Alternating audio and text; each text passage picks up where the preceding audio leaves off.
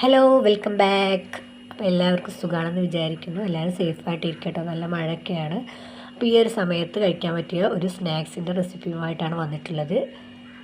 അരിയുണ്ടെന്നൊക്കെ പറയട്ടോ ഞങ്ങളുടെ നാട്ടിൽ.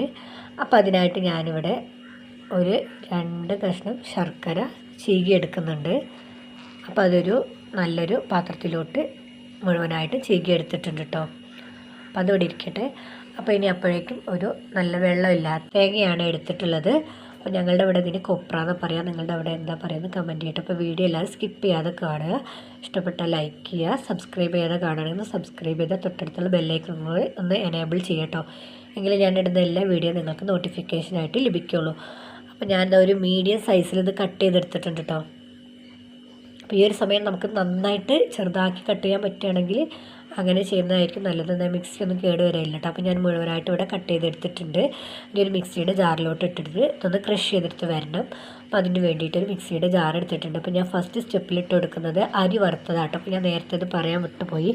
അപ്പോൾ നമ്മൾ അരി വറുത്ത് വെക്കണം. അപ്പോൾ ഒന്ന് ചൂടാറാനൊക്കെ നന്ന്. അപ്പോൾ ഞാൻ എൻ്റെ അടുത്ത് ഞങ്ങൾ മിനിയാന്ന് ഉണ്ടാക്കിയ സ്റ്റോക്കിലുള്ള അരി വറുത്തതാട്ടോ. അപ്പോൾ ഞാനത് എടുത്തിട്ട് അതിലോട്ട് ഈ ഒരു തേങ്ങാക്കൊത്ത് കൂടി ഇട്ട് കൊടുത്തിട്ടുണ്ട് മിക്സിയുടെ ജാറിലോട്ട്.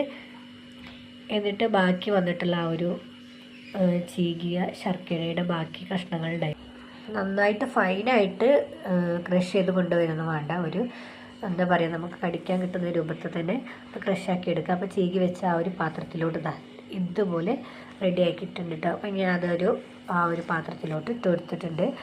ഇനി കൈ വെച്ചിട്ടാണ് കേട്ടോ ബാക്കി പരിപാടിയൊക്കെ.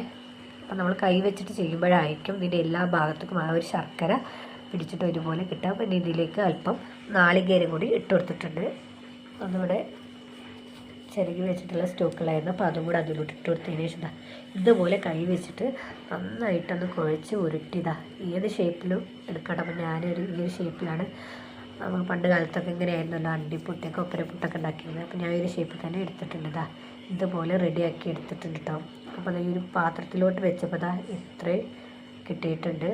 ഞങ്ങൾക്കിപ്പോൾ വൈകുന്നേരം കഴിക്കാനുള്ള സ്നാക്സ് ഇപ്പോൾ ഇത്രയൊക്കെ മതി. ഒന്ന് എടുത്ത് വെക്കാനൊക്കെ കഴിയും, പക്ഷെ ഞങ്ങൾക്ക് എടുത്ത് വെക്കാനൊന്നും ഇല്ല കേട്ടോ. അപ്പോൾ ഞങ്ങൾ ഇത് കഴിക്കട്ടെ. ഇതുവരെ കഴിക്കാത്തവരുണ്ടെങ്കിൽ തീർച്ചയായിട്ടും ഇതൊന്ന് ട്രൈ ചെയ്ത് നോക്കണേ. അപ്പോൾ അതിൻ്റെ ഫീഡ്ബാക്കൊക്കെ അറിയിക്കണേ. Tata bye.